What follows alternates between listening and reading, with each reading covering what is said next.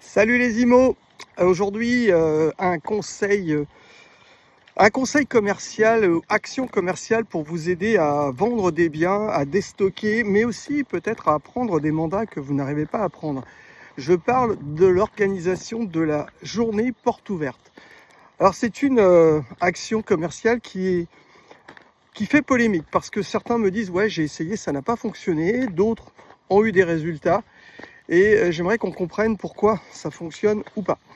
Déjà, la première chose qu'il faut comprendre, c'est que pour organiser une porte ouverte, il faut vraiment une organisation. Il faut déjà un plan de communication. Donc votre porte ouverte, si vous l'organisez, il ne faut pas qu'elle soit à J plus 3 ou J plus 4, il faut au moins 7 jours, voire 10 jours. Je serais plutôt partant pour 10 jours.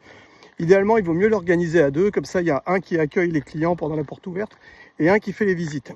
D'autre part, votre plan de communication, il passe par déjà un affichage panneau avec un fléchage sur lequel vous allez noter « Nous organisons la visite d'un bien dans votre quartier » avec votre numéro de téléphone. Donc pour plus d'informations, contactez-nous. Ce qui permet que les gens vont pouvoir voir l'affichage un petit peu partout autour du quartier. Donc déjà se munir en panneau et aussi planifier cet affichage de façon intelligente et efficace dans le quartier.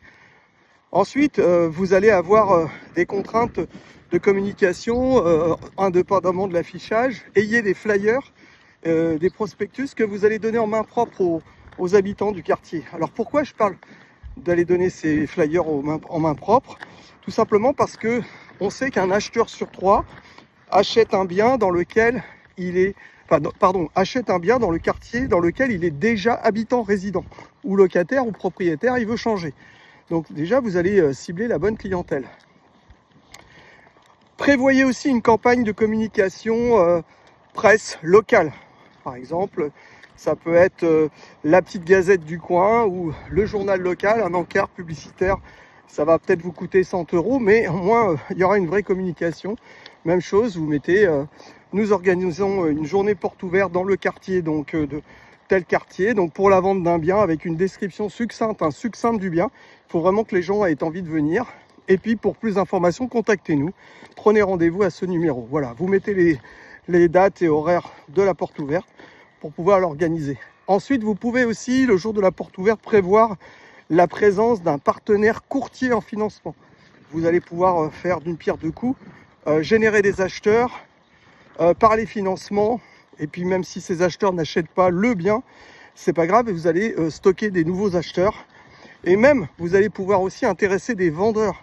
Alors j'explique pour les vendeurs. Imaginons que vous ayez des mandats simples. Pour transformer un mandat simple en mandat exclusif, proposez une action porte ouverte.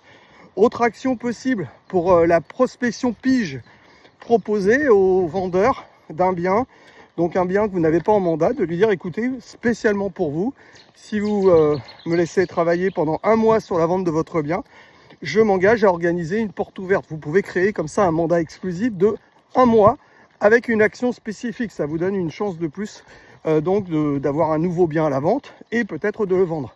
Voilà. Donc j'ai mis en post sur mon Facebook J'apprends l'IMO le détail complet de l'organisation de cette porte ouverte. Mais sachez-le, si cette porte ouverte est bien organisée, elle donne des résultats. Elle intéresse les acheteurs, elle intéresse aussi les vendeurs du quartier qui vont peut-être venir vous voir pour vous dire on va vendre notre maison, on veut faire la même chose, donc dites-nous comment faire et on va leur expliquer. Alors bien entendu, ça s'intègre toujours dans un mandat exclusif et rien d'autre. Voilà, il y a plein de solutions avec cette journée porte ouverte. Et encore une fois, le principal, c'est la communication en amont. D'accord, j'insiste beaucoup, 8-10 jours avant.